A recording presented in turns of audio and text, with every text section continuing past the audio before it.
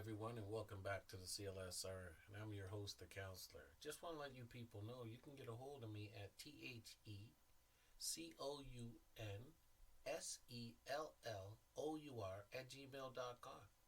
That's the counselor at gmail.com. Now, I want to say to all my wonderful listeners out there, let's continue to spread the word like the wise old bird and put your money where your mouth is so we can handle this biz. Take care. Hello, everyone, and welcome back to the CLSR. And I'm your host, the counselor. And today we're going to talk about things you probably don't want to talk about because it's going to make you look at yourself. I'm talking about excuses and why you're giving these excuses. And I think that's one of the major problems out there people are having in society today. Got an excuse for everything. Now, first of all, if you're a parent, right, and you have children, and your children are acting a fool, and you're making excuses for them, your excuses, you know what, I got to protect my child. That's what I do. And you're going to do that even through bad behavior. And of course, it's because you love them.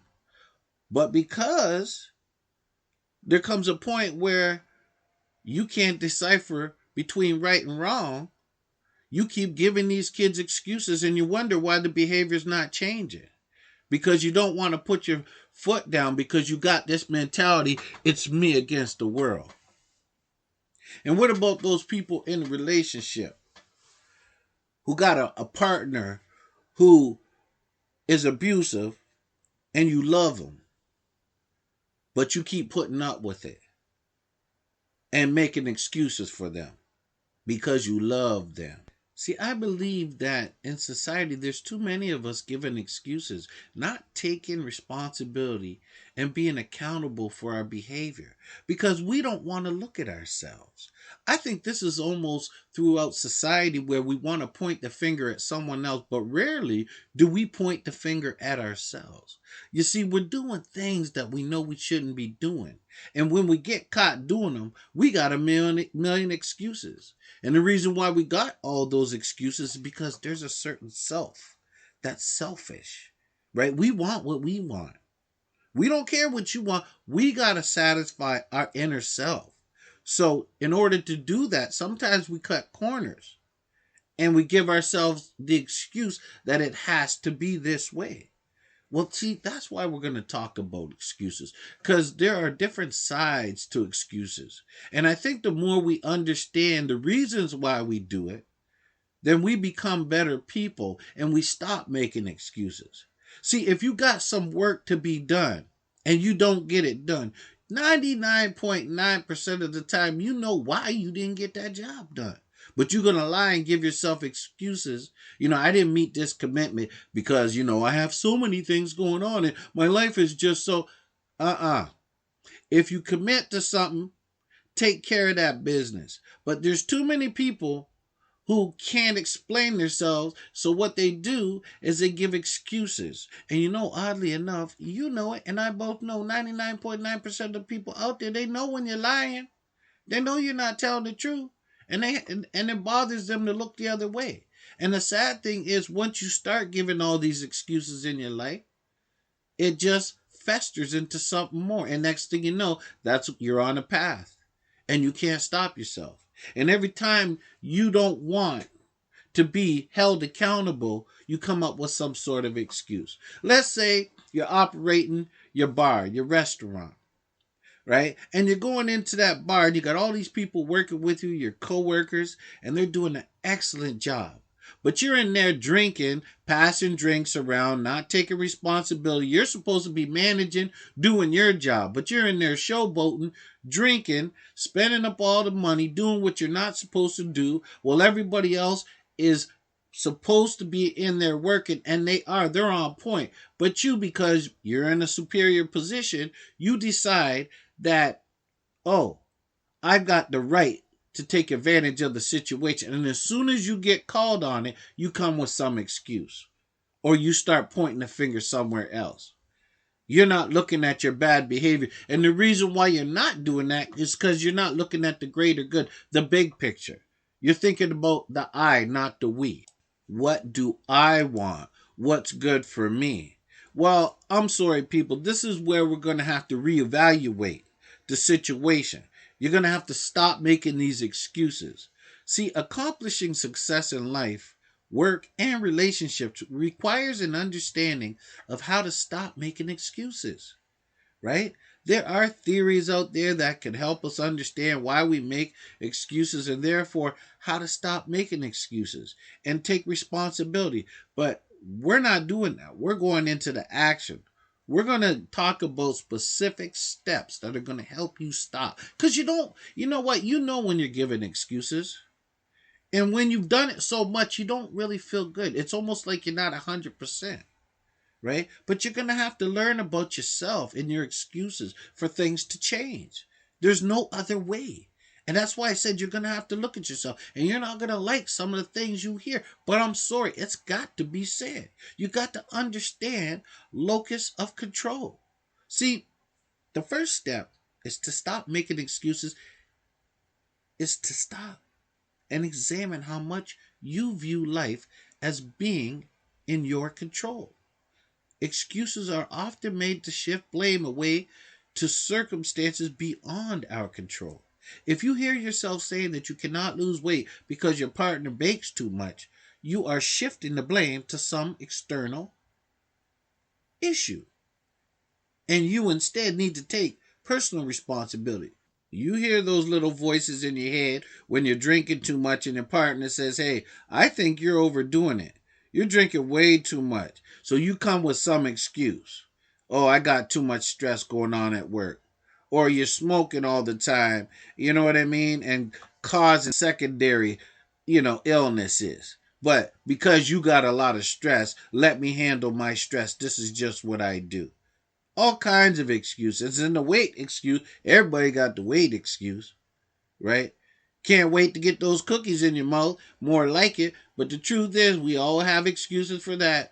"Oh, you know what? I'll do it. Don't worry." You put it off. You put it off. You come with some excuse. Then you start crying when you're not feeling good about yourself. You're looking in the mirror and then you're crying, to yourself. But you're giving excuses all the time. You're not making change. You don't want to. You want to say that it's something else when you know what you got to do. You don't want to put in that hard work, so you come up with some excuse. You want something for nothing, right? Think about that. Internal locus of control is the extent to which you assume responsibility for your actions and believe you can control your life. Having an internal locus of control better focuses you for future success. External locus of control protects your self image by blaming fate or others and escaping ownership of your mistakes or failures. And there are a lot. There's just way too many people doing that. That external locus of control, that's there to protect you. I told you that's the focus on the eye. Worried about your self image. And you can't do that. You have to understand self efficacy. Your belief in your ability to complete a task greatly influences the actual accomplishment of that task. If you have been successful at gaining muscle mass by lifting weights in the past, you see your friends doing the same, you hear people comment positively on your larger muscles, and you feel pride seeing yourself in the mirror, you will be more likely to achieve an increase in muscle mass instead of making excuses that you cannot do so. It is very important that you increase your sense of self efficacy. There are many things you can do to start building up your confidence in yourself. Small changes allow you to quickly meet goals and start increasing your self efficacy. Try making small changes to start. Instead of revamping your entire diet, start by increasing your water intake for a week, then move on to decreasing sugary treats the week after that, and reflect on past successes. Remember how you have previously accomplished your goals, and this will give you support that you need to accomplish the next one. Visualize your success. See yourself in that smaller dress size.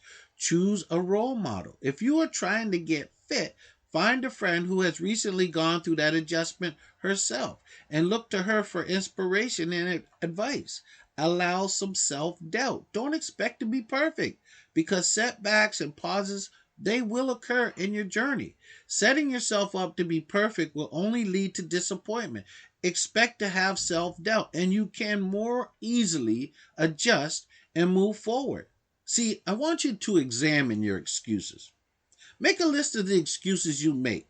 Consider why you make them and decide which ones you want to work on stopping first. Review the excuses you are making about your performance at work. If you find you complain about deadlines, for example, maybe you need to re examine your workflow process. Consider what excuses you make about getting healthy. One of the most common is that you don't have enough time to exercise. That's why doctors now suggest to get your exercise in 10-minute increments. That's just a brisk walk on a coffee break. You know what I mean? If you got like 5 minutes or 10 minutes or even lunch hour, go out there and have your lunch and go for a little walk. Think about the excuses you make about achieving your life goals. Make a list of what you want to accomplish in life and list off why you feel you aren't achieving these goals. Then try to problem solve ways to overcome any personal obstacles you find. Remember that nothing will change until you do. However, the counselor has to tell you, and I couldn't even put more emphasis on this, you're going to have to take ownership of your goals. Examine your goals. Are they realistic? I mean, too many of you are talking about goals. That's all it ends up being is talk. You ain't serious. You don't really want to make no moves. You just want to talk. You want to hear yourself talk.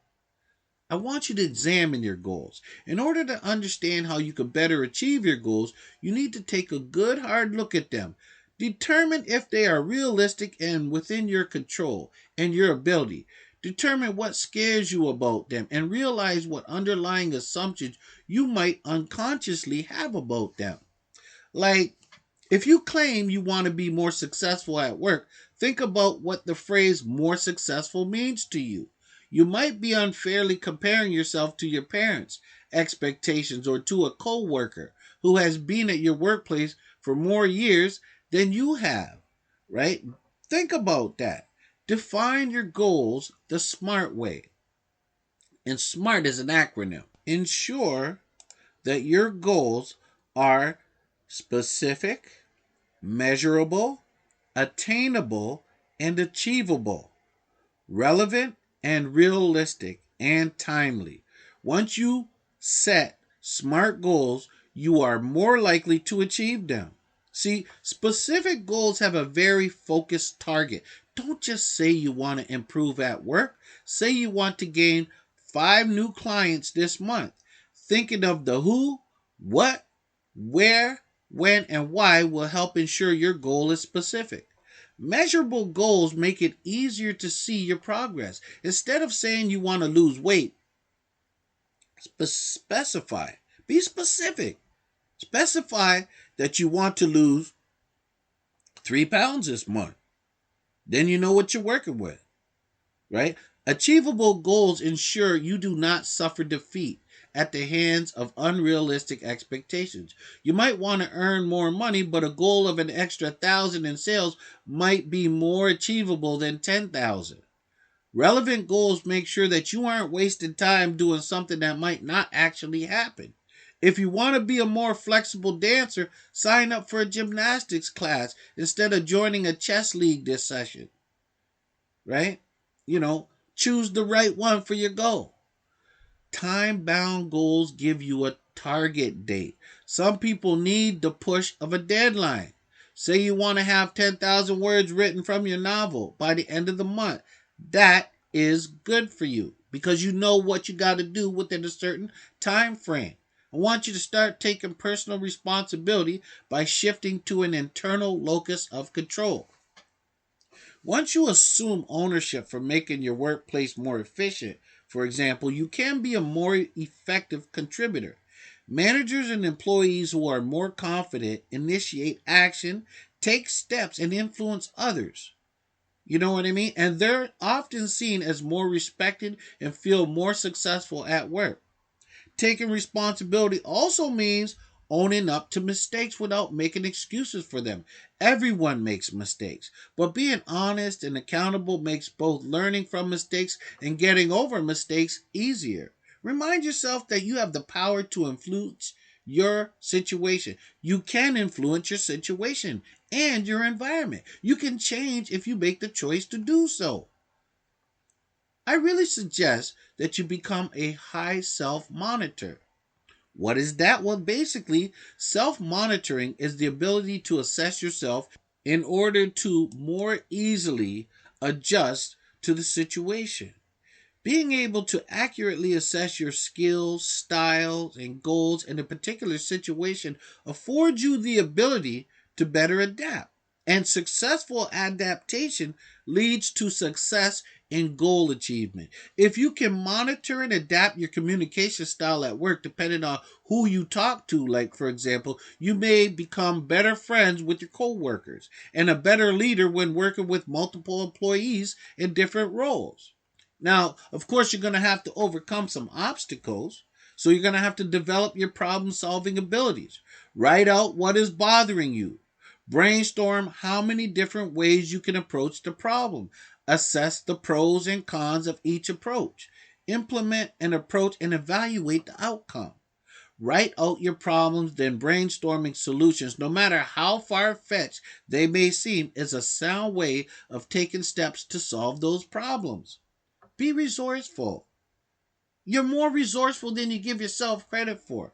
See, resourcefulness is one of the key factors to overcoming any challenge. Being resourceful includes asking for help so these people aren't, they're not afraid.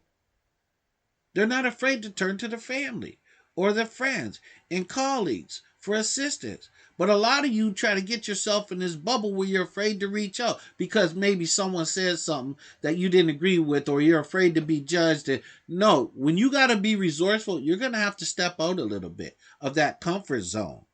You might not like it, but you're going to have to. And I want you to self-evaluate.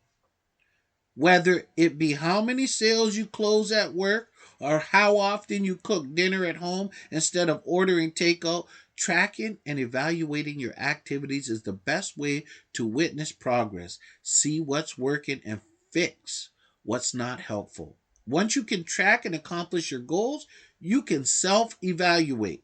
Be your own critic. Be objective and realistic when you self evaluate. And remember, if it is to be, it's up to me.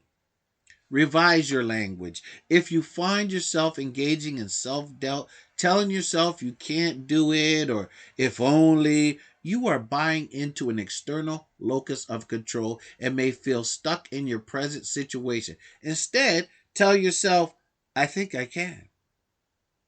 Repeat positive mantras such as, I can do this, or I'm getting better at this. And you will get better. Examine your if only statements and reward them positively. For example, if only I had more time could change to I can find 10 minutes a day to do my yoga. Believing in yourself is half the battle. I mean, all of you have it in you to stop these excuses. And if you take some of this advice that I'm giving you, you're going to realize that you actually make change. Remember, use those SMART goals. Make them specific, measurable, achievable. You know what I mean? Have those resources. Do you understand? This is something that we could all do, but too many people are talking in generalities. They're just saying things that they want to do, but they ain't talking specifically. I first suggest you change your language. Talk in specific terms. Make sure you have intent when you're going after something. Make it measurable too. Don't just talk and no, by this date. Now listen, I caution you. You're not always going to be able to get everything done the way you want. However, if you start these small steps, you will find that you will adopt this behavior. It's called learned behavior. And don't be afraid to make mistakes. There's too many people giving up. Oh, I've tried that a million times and it's just not working. Well, success is failure in disguise. But too many people are afraid of failure because that's what they teach you in school. When you make those mistakes, right? You get those big red X's, and then, oh my goodness, the emphasis and the comparisons. The other student got 80 and you got 50 or 60. So then right there, it starts to eat away at you. See, all these little things are inside of us. They're that fear. So what do? Well, why did you do so? What? Why didn't you do so well on that test? Oh, I didn't study yesterday. Meanwhile, you studied your butt off. But see, instead of going back and going, what went wrong? I did study a lot. Maybe you should sit down and go, okay, I'm going to stop the excuses. I studied. I'm not going to lie. I studied. It still didn't work.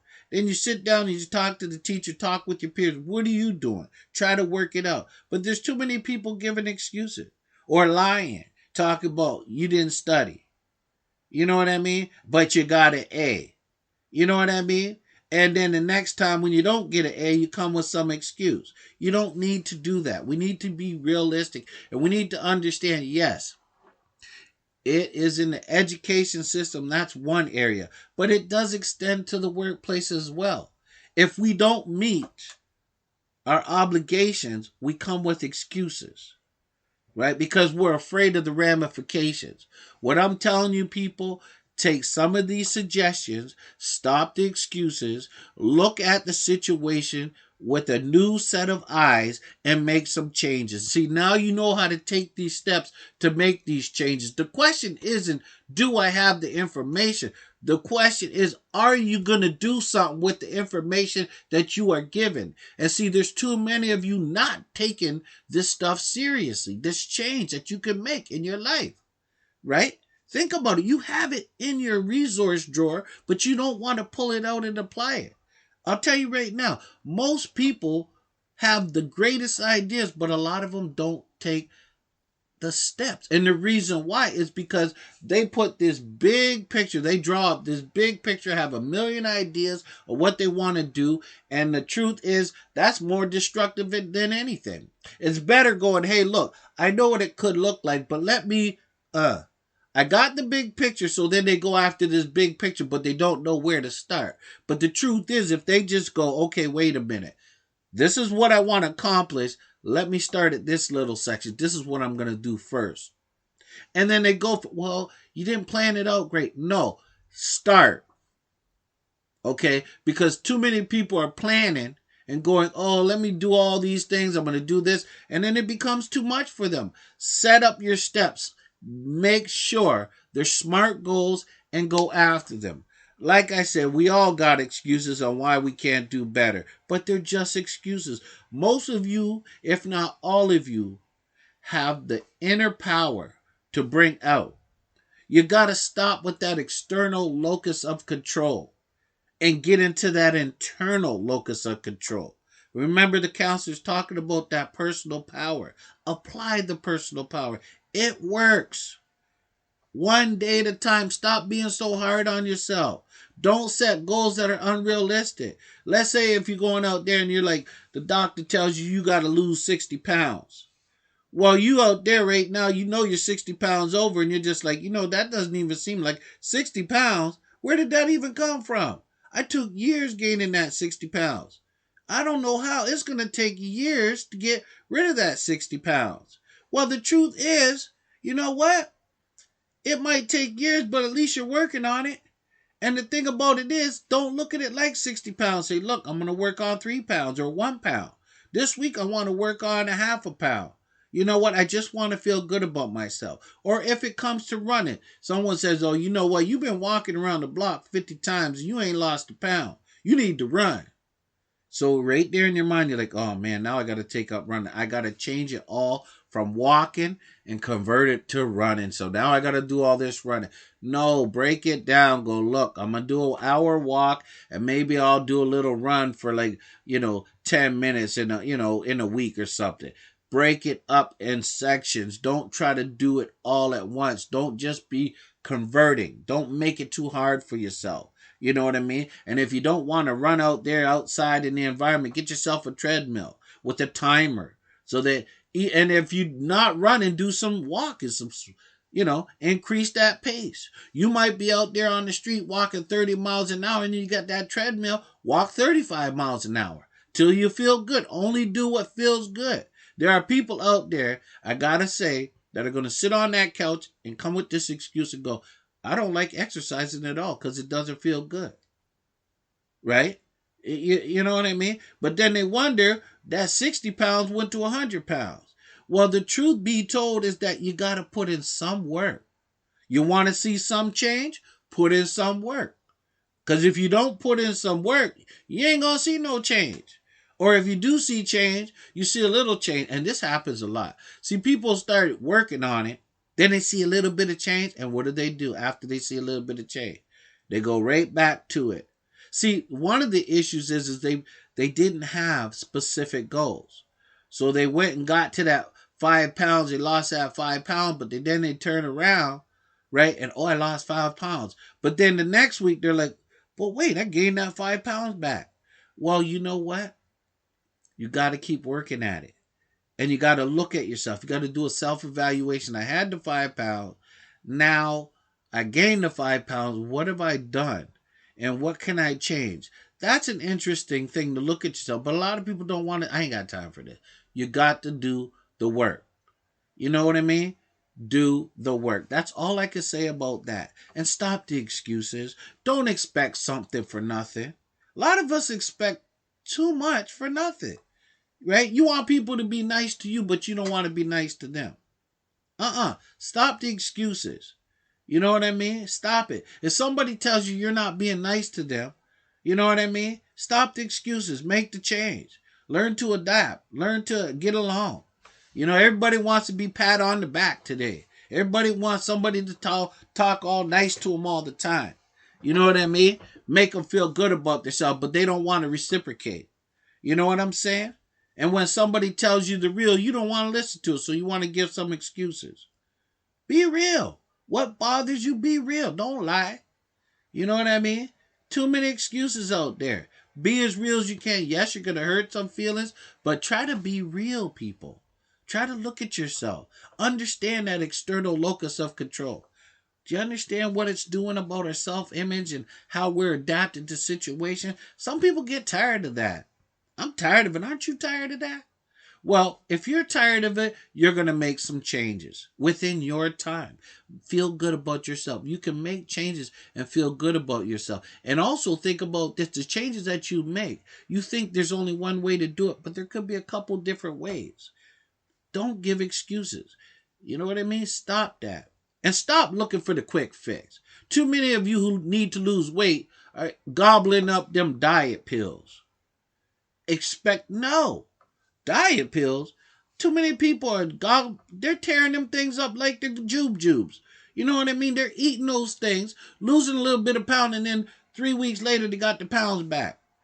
Spending $200-$300 because you don't want to walk around the block and drink some water.